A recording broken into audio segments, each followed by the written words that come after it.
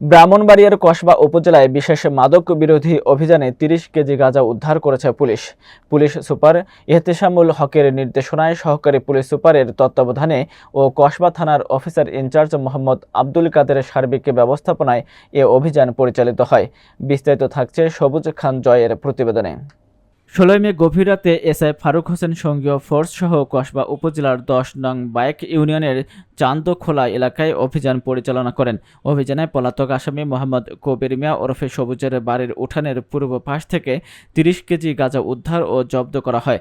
ঘটনাস্থলে উপস্থিত সাক্ষীদের সম্মুখে আইন অনুযায়ী গাঁজা জব্দ করা হয়।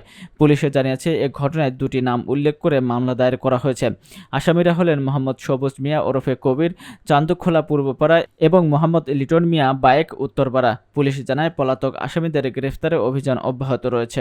প্রকার কোনো কম্প্রোমাইজ করব না এবং আমি মাদক ব্যবসায়ীদের মাঝে এই আতঙ্কটা আমি অবশ্যই ছড়াই দিতে চাই যে কেউ যদি মাদক ব্যবসা করে বা মাদকের সাথে কোনো সম্পৃক্ততা